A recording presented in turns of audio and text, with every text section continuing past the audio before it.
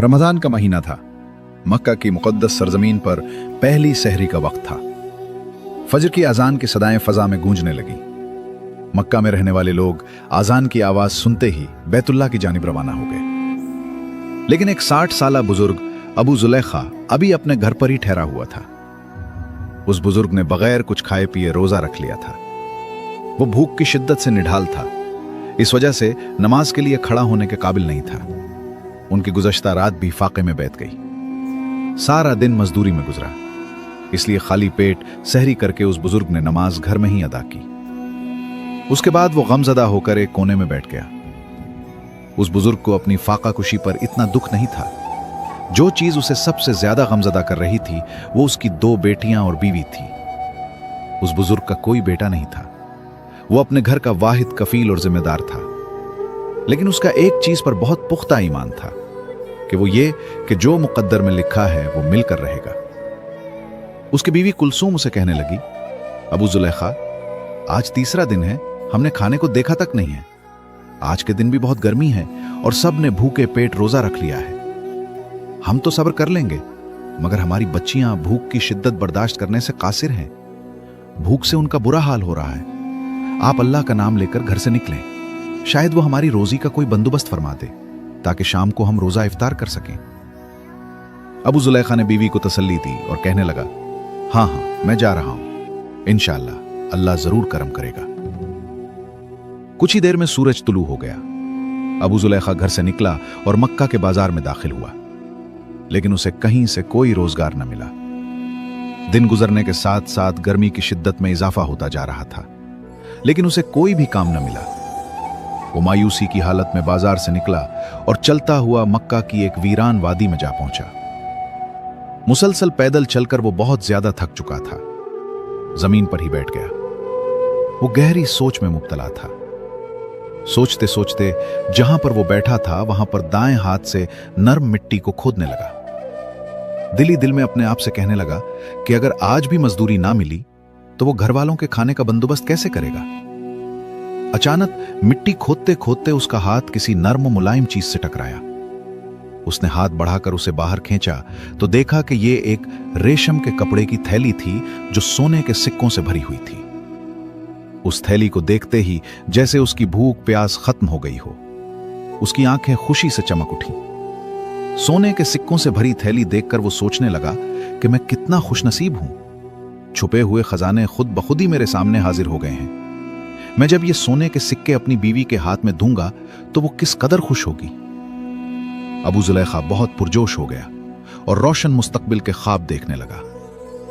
लेकिन अचानक उसके ईमान ने दस्तक दी और वो सोचने लगा, ये माल मेरा नहीं है, किसी का खो गया है और ये मुझ पर हलाल भी नहीं है। ये जिसका है, मुझे उस शख्स को ढूंढना होगा और ये माल उसके हवाले करना होगा।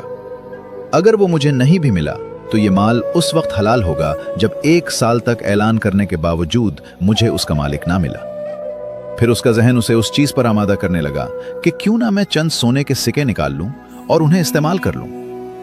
बाद में मैं मेहनत मजदूरी करके जितने सिक्के उसमें से निकालूंगा उन्हें वापस रख दूंगा। फिर फौरन उसे ख्याल आया, ऐ अल्लाह के बंदे, सब्र कर, यह अमानत में खयानत है। उम्र के आखिरी हिस्से में पहुंचे हुए हो और अभी भी हीर फेर करने की कोशिश कर रहे हो। उसने अपने ख्याल को दिल से झटक दिया और इस बात का इरादा किया कि जब तक उस थैली का असली मालिक नहीं मिल जाता वो उसे अपने पास संभाल कर रखेगा। अब वो थैली लेकर घर की तरफ चल पड़ा। घर के दरवाजे से अंदर दाखिल होकर वो दबे कदमों कमरे की तरफ जाने लगा। अचानक उसकी बीवी ने उसे देख लिया। वो उससे पूछने लगी, अबू जुलैखा, आप खाने के लिए क्या लेकर आए हैं? अपनी बीवी की आवाज सुनकर वो एकदम से चूक गया और खुद को संभालते हुए बीवी से कहने लगा, मैं आज भी कुछ नहीं लाया। ये कहते हुए वो थैली अपने पीठ पीछे छुपा रहा था। आज तक अबू जुलैखा ने अपनी बीवी से कुछ नहीं छुपाया था। बीवी ने जब देखा कि उसका शौहर उससे कुछ छुपाने की कोशिश कर रहा है तो उसने सख्त लहजे में कहा, आपके पास कुछ ना कुछ तो जरूर है, लेकिन आप छुपा रहे हैं। मुझे जल्दी से बताएं कि आपके पास क्या है। यह बात अबू जुलैखा पर आश्कार हो चुकी थी कि उसकी बीवी ने उसे कुछ छुपाते हुए देख लिया है। उसने अपने दोनों हाथ बीवी के सामने किए। उसके हाथों में सोने से भरी हुई वो थैली थी और फिर उसने उसे सारी बात बता दी कि उसे ये थैली कहां से मिली है। कुलसूम दीनदार औरत जरूर थी, लेकिन वो अबू जुलेखा जैसा सब्र नहीं रखती थी। उसने फौरन अपने शौहर से कहा, इसमें से कुछ सिक्के ले जाओ और कुछ खाने के लिए खरीद लाओ। अबू जुलेखा ने गुस्से में जवाब दिया, नहीं, हरगिज नहीं। अगर तुमने उस थैली को हाथ लगाया या किसी को भी उसके बारे में बताया तो मैं तुम्हें तलाक दे दूंगा। कुलसूम एकदम से डर गई और खून के घूंट पीकर खामोश हो गई। ये रात भी उन्होंने फाके में बसर की। अगले दिन अबू जुलेखा घर से निकला और सोचने लगा, आज मैं मजदूरी ढूंढने के साथ साथ उस थैली के असल मालिक को भी ढूंढूंगा, ताकि मैं उसके हवाले थैली करके उससे कुछ इनाम भी हासिल करूं जो मुझ पर हलाल होगा। वो इसी सोच में चलता चलता हरम की तरफ रवाना हुआ। जहां पहुंचकर उसने सामने देखा कि वहां पर एक बहुत बड़ा मजमा लगा है। एक यमनी आदमी बुलंद आवाज में ऐलान कर रहा था, ए अल्लाह के नेक बंदो, मेरी एक थैली गुम हो गई है जिसमें 1000 सोने के सिक्के थे। जो कोई इसे रमजान के महीने में वापस करेगा, अल्लाह उसे 7 गुना बढ़कर अजर देगा। जब उस यमनी नौजवान ने अपना ऐलान मुकम्मल किया तो अबू जुलेखा ने अपना हाथ बुलंद किया और कहने लगा, मक्का में बहुत गरीब लोग रहते हैं, हो सकता है तुम्हारी थैली किसी खुदा तरस इंसान के हाथ लग गई हो। अगर तुम चाहते हो कि तुम्हारी थैली तुम्हें वापस मिल जाए तो तुम उसके लिए एक इनाम का ऐलान करो। हो सकता है वो शख्स इनाम का सुनकर खुशी से वो थैली तुम्हें वापस कर दे। उस यमनी नौजवान ने फौरन पूछा, बाबा जी आप ही बताएं, मैं इस थैली के एवज कितने सिक्के रखूं? जिस पर उस बूढ़े शख्स ने जवाब दिया, 100 सोने के सिक्के, यानी इस थैली का 10वां हिस्सा।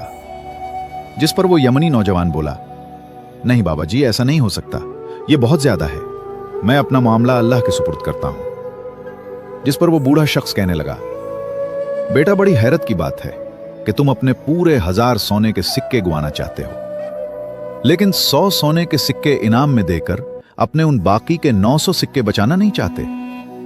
जिस पर वो यमनी नौजवान कहने लगा, बाबा जी मैं इतनी बड़ी रकम इनाम में नहीं दे सकता, इसलिए मैं अपना मामला अल्लाह पर छोड़ता हूं। इस मजमे में एक शख्स जिसका नाम जैद बिन खालिद था, वो इस सारी गुफ्तगू को बड़े गौर से सुन रहा था। उसने अंदाजा लगा लिया कि सोने से भरी वो थैली शायद इसी बुजुर्ग के पास है। कुछ ही देर में मजमे का इख्तिताम हो गया तो सब लोग अपने घरों को लूटने लगे।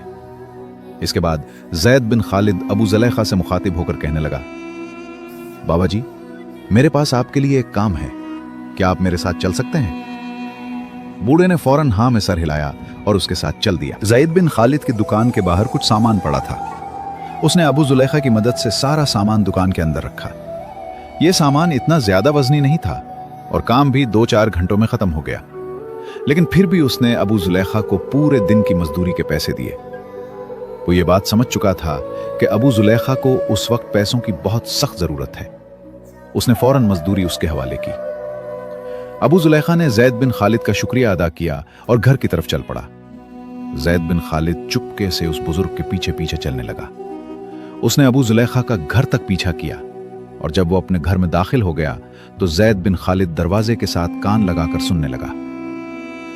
अबू जुलेखा अपनी बीवी कुलसूम से कहने लगा, मैंने एक मजमे में एक यमनी शख्स को उस थैली की तलाश में ऐलान करते हुए सुना है। मैंने उसे यह भी कहा है कि तुम उस थैली के एवज 100 सोने के सिक्के इनाम रख दो, लेकिन उसने मेरी बात नहीं मानी।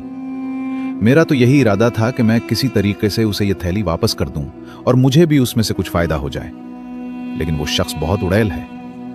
अब तुम ही बताओ, हमें अब क्या करना चाहिए?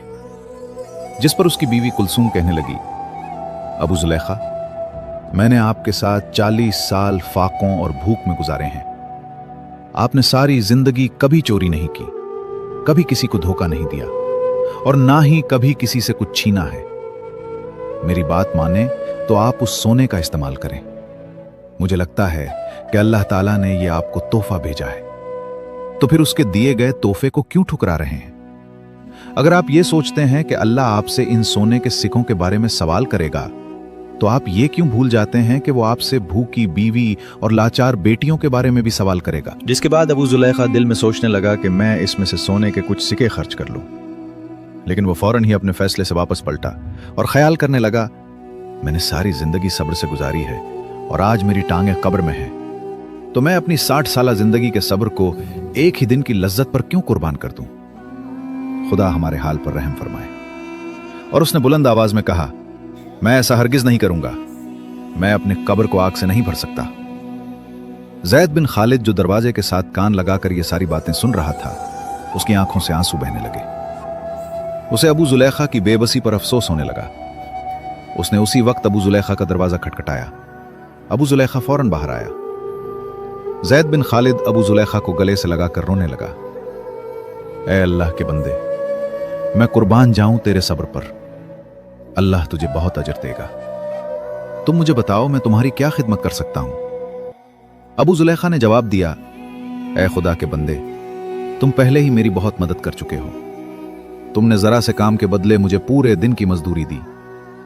फिर जैद बिन खालिद के जहन में ख्याल आया और वो उससे कहने लगा, मैं जानता हूं कि सोने की थैली तुम्हारे पास है।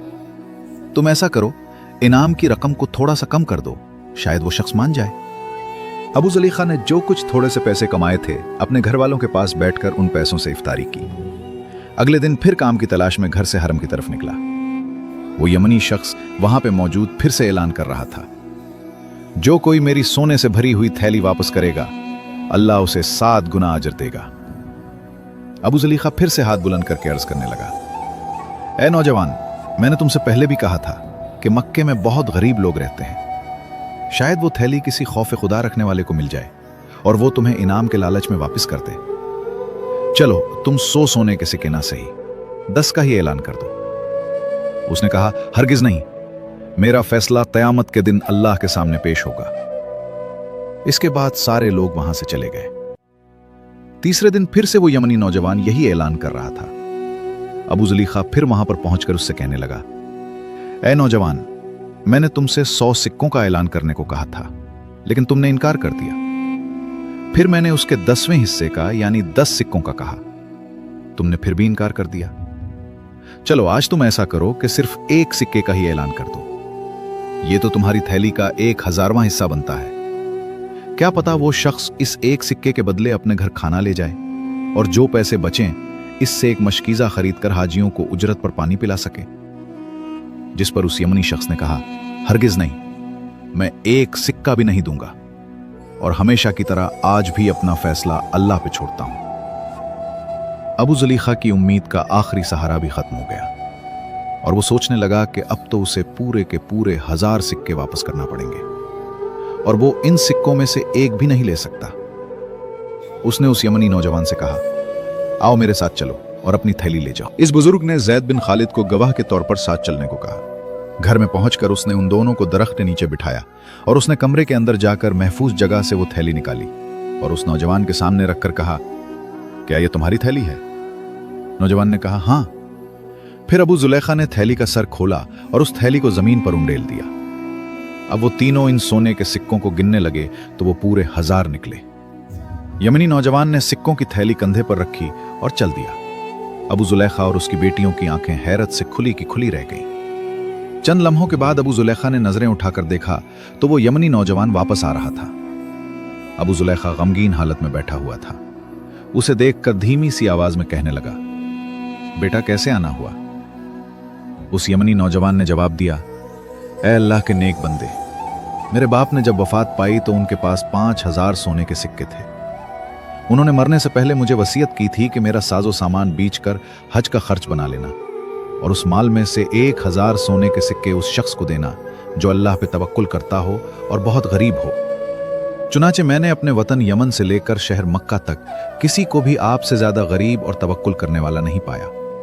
ये सिक्के आप रख लें, आप उसे हलाल कामों में खर्च करें। नौजवान सिक्कों से भरी हुई थैली रखकर वहां से चला गया और अबू जुलेखा उसी वक्त अल्लाह के हुजूर सजदे में गिर गया। उसकी दाढ़ी आंसुओं से तर थी। उसने अपनी बीवी से कहा, कुलसूम, देख लिया तुमने, अल्लाह सब्र करने वालों का अजर जाया नहीं करता। हमने अपने आप को हराम के 1 सिक्के से बचा लिया तो अल्लाह ने हमें हलाल के जरिए 1000 सिक्के अता किए। उसके बाद अबू जुलेखा ने अपनी बीवी और बेटियों के साथ बैठकर इफ्तारी की। नमाज अदा करने के बाद अबू जुलेखा घर से बाहर निकलने लगा तो बीवी ने कहा, आप कहां जा रहे हैं? अबू जुलेखा ने जवाब दिया, मैं किसी ऐसे घर की तलाश में जा रहा हूं जिस घर में हमारे जैसे लोग बसते हों और उनकी सहरी और इफ्तारी हमारी तरह फाकों में गुजरती हो, ताकि मैं उन्हें अपने साथ खाने में शरीक कर लूं। यह कहकर अबू जुलेखा दरवाजे से बाहर निकल गए। दोस्तों, ये कहानी हमें सब्र, ईमानदारी और अल्लाह पर कामिल भरोसे की शानदार मिसाल सिखाती है। इंसान की जिंदगी में कंट्रोल और आजमाइशें आती हैं, लेकिन जो लोग सब्र का दामन थामे रखते हैं और अपनी ईमानदारी पर कायम रहते हैं, अल्लाह ताला उन्हें ऐसी जगह से रिस्क अता करता है जहां से उन्हें गुमान भी नहीं होता। यह किस्सा हमें बताता है कि हलाल और हराम की आजमाइश हर वक्त हमारे सामने होती है, लेकिन जो लोग सब्र और दयानत को नहीं छोड़ते वही हकीकी कामयाबी हासिल करते हैं। बाज़ औक़ात थोड़ी सी मुश्किलात इंसान को गलत रास्ते की तरफ ले जा सकती है, लेकिन जो लोग अपने ज़मीर की आवाज़ सुनते हैं वही आखिर में सुरखरू होते हैं। इस कहानी से हमें दूसरों की मदद करने और अपनी खुशियों को दूसरों के साथ बांटने का सबक भी मिलता है। जब अल्लाह ताला किसी को नवाजता है तो उसका बेहतरीन इस्तेमाल यही है कि इस नेमत को उन लोगों तक पहुंचाया जाए जो मोहताज हैं। इस तरह न सिर्फ अल्लाह की रज़ा हासिल होती है, बल्कि हकीकी खुशी और सुकून भी